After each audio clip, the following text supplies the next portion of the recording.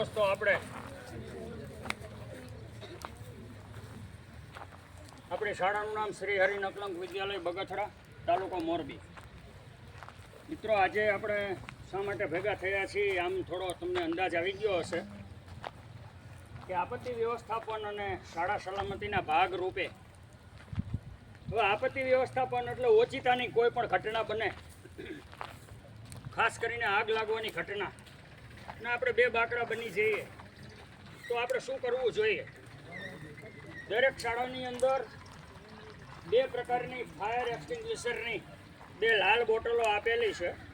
મોટી ઇમારતો હોય, પેટ્રોલ પંપ હોય કે સરકારી કોઈ પણ ઇમારત હોય કે જેની 9 મીટરથી વધારે હાઇટ હોય અને 500 સ્ક્વેર મીટર કરતાં જેનું ક્ષેત્રફળ વધારે હોય એવી જગ્યાએ સરકારે એવા નિયમ કર્યા છે એક રક્ષણ માટે, સ્વ બચાવ માટે, કે એમાં ફાયર સેફ્ટીની સુવિધા હોવી જોઈએ. મિત્રો, આ માણસોમાં જાગૃતિ હોવી જરૂરી છે અને એ નાના છોકરાઓમાં વધારે ખાસ હોવી જરૂરી છે, કારણ કે તમારે બહુ મોટી મંજિલ કાપવાની છે. તો મિત્રો, કઈ રીતે કામ કરે છે એ આપણે ખાસ જોવાનું છે. બે પ્રકારની બોટલ એક જ મોટી રાખી હોય તો શું વાંધો. મિત્રો, આપણી પાસે આ એક બોટલ છે કે જે એબીસી ટાઈપ કે જે 6 કિલોની છે કે જેની અંદર પીળો પાવડર ભરેલો છે, અને બીજી જે બોટલ છે તે સૂકો ઘન કાર્બન ડાયોક્સાઇડની બોટલ છે. હવે આની અંદર તમે પ્રિન્ટ આઉટ જોઈ શકો છો. ABC નીચે એની એડવાઇસ લખેલી છે કે એ પ્રકાર, બી પ્રકાર, સી પ્રકાર.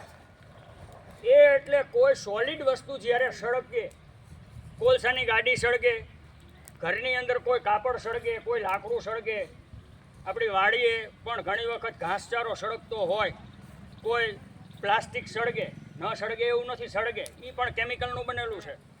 આવું થાય તો મારે શું કરવું? તો એના માટે એ ટાઈપ આની અંદર લખેલો છે. બી ટાઈપ એટલે કોઈ લિક્વિડ પ્રકારની વસ્તુ. હું ઘરની અંદર રસોઈ બનાવું છું અને તાવડામાં તેલ નાખીને કાંઈ તળું છું ને કોઈ એવું આકસ્મિક કોઈ એવી બાબત ઊભી થઈ કે તેલ સળગવા માંડ્યું, કેરોસીનનો ટાંકો સળગવા માંડ્યો, ઓઇલ છે, પેટ્રોલ છે, ડીઝલ છે, ક્રૂડ છે, ઓઇલ છે, નેફથા છે, આ લિક્વિડ બાબતો એવી છે, એ જ્યારે સળગે ત્યારે પાણીથી કંટ્રોલ થાય નહીં. કારણ કે તમે પાણી નાખો તો તેલ છે પાણી ઉપર આવી જાય તો પણ આગ લાગે. તો એના માટે બી ટાઈપ છે. સી ટાઈપ આપણે ઘરની અંદર જોઈએ છીએ કે એલપીજી ગેસ આપણે વાપરીએ છીએ, લિક્વિફાઈડ પેટ્રોલિયમ ગેસ, કે જેની અંદર બ્યુટેન નામનો એક હાઇડ્રોકાર્બન ગેસ ભરેલો છે અને ખૂબ જ અતિ જ્વલનશીલ છે. પછી સીએનજીમાં ગાડીની અંદર સીએનજી ગેસ ભરેલો છે, ઇન્ડસ્ટ્રીની અંદર પ્રોપેન ગેસ ભરેલો છે. કોઈ કારણસર સળગે તો શું કરવું? શોર્ટ સર્કિટ થાય, બરાબર છે. આવા લિક્વિડ પ્રકારનું જે કંઈ પણ હોય તો એના માટે બી છે અને ગેસ માટે છે એ સી છે. ઘણી વખત આપણા ઘરમાં શોર્ટ સર્કિટ થાય. આપણે જોયું અમદાવાદની અંદર હમણાં એક બિલ્ડિંગમાં 7મા માળે આગ લાગી, માણસો કૂદકા મારવા માંડે, જગ્યા નથી. ખરેખર તો 2 રસ્તા 2 સીડી હોવી જોઈએ. સ્કૂલોની અંદર 2 પ્રકારની ગેટ, 3 ગેટ હોવા જોઈએ. આ બધી કન્ડિશનો છે એ અંતે તો આપણા જીવ બચાવવા માટે છે દોસ્તો. એટલે આની અંદર એક પીળો પાવડર ભરેલો છે જેનું નામ છે મોનો એમોનિયમ ફોસ્ફેટ, કે જે આગને ઓલવવા માટે ખૂબ જ અગત્યની બાબત છે. આપણે હમણાં ડેમો જોઈએ. અને આજે છે 4 kgનું જે બોટલ કે જેની અંદર સૂકો કાર્બન ડાયોક્સાઇડ, ઘન CO2 સોલિડ, એ ભરેલો છે. ખાસ કરીને એ છે એ પ્રવાહી અને ગેસ માટે ઉપયોગી છે. તમે પેટ્રોલ પંપે જાઓ તો રેતી હોય, રેતીની ડોલું હોય, બરાબર છે. એટલે તમે આવું બધું ઓબ્ઝર્વેશન કરો, પછી એમાં એ થિંકિંગ કરવું જોઈએ કે આનો યુઝ કેવી રીતે કરવો. હમણાં મોરબીની એક શાળામાં 2 વર્ષ પહેલાં પણ અકસ્માત શોર્ટ સર્કિટ સૌથી મોટી બાબત છે. પછી એ આગળની પ્રોસિજર ઉપર વયા જાય. નાના પાયા ઉપર સ્ટાર્ટિંગ થાય ત્યારે એનાથી આપણે કંટ્રોલ કેમ કરવો એ આપણને ખબર હોવી જ જોઈએ. પછી એમ હાકડમાં ન કરાય, વિકરાળ આગ થઈ ગઈ હું બાટલો લઈને અંદર કરું તો આપણી એ વાર્તા પૂરી. આપણે એક ડેમો જોવાનો પ્રયત્ન કરીએ. આને તમે ગમે તેમ, મોટભાઈ આ બાજુ ગમે તેમ દબાવો તો આ વાલ છે એ તમે દબાવી શકો નહીં, કારણ કે આને લોક હોય છે, આપણને ખ્યાલ ન હોય. પછી આપણને સિસ્ટમની ખબર ન હોય, ફોન કરું કે હાલો ને સાહેબ મારી ઘરે આગ લાગી છે, તો ત્યાં તો ઘણી બધી ડેમેજની પ્રોસિજર થઈ જાય. એક વાત તમને એ પણ કહી દઉં કે જ્યારે ગેસનો બાટલો સળગે છે, એલપીજી ગેસનો બાટલો,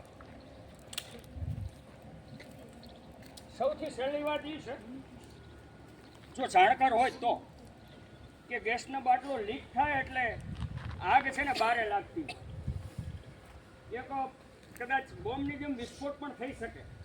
તમને ખબર હોવી જોઈએ કે આગ કેવા પ્રકારની કઈ કન્ડિશનમાં છે. તો તમે કોથળો કે કોઈ એવું કોટનનું કપ બાટલાને ગોળ વીંટાળીને દબાવી દો તો આગ ઓલવાઈ જાય છે.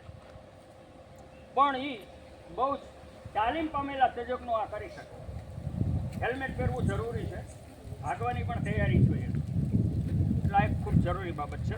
હવે આપણે એબીસી ટાઈપનું કામ કરીએ એ પહેલાં થોડુંક ઓક્સિજનનો આપણે હિસાબ કરી લઈએ, કાર્બન ડાયોક્સાઇડનો.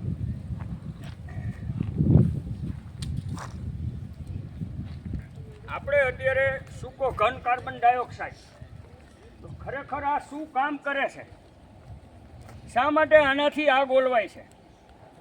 કાર્બન ડાયોક્સાઇડ છે ને એ અગ્નિશામક વાયુ છે, એટલે કે અગ્નિને ઓલવવાનું કામ કરે છે. કઈ રીતે ઓલવે છે?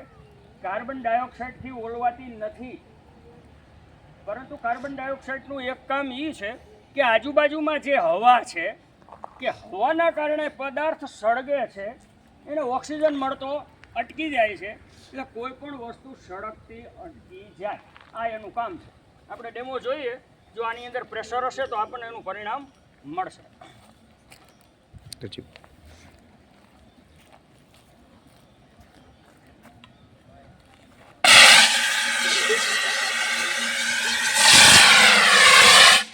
તમે જોઈ શકો છો કે ફૂલ પ્રેશર સાથે કાર્બન ડાયોક્સાઇડ નીકળો એટલે આજુબાજુની ઓક્સિજનની હવાને ધક્કો લાગ્યો. કોઈ પણ પદાર્થને સળગવા માટે ઓક્સિજન હરજીભાઈ સાઈડમાં નજીક રાખો.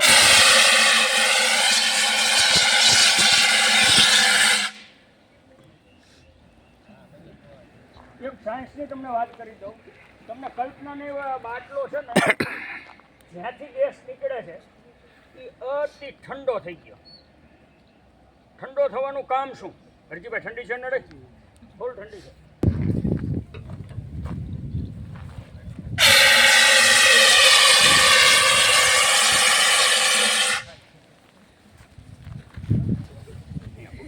ઠંડી છે નડે, ફૂલ ઠંડી છે.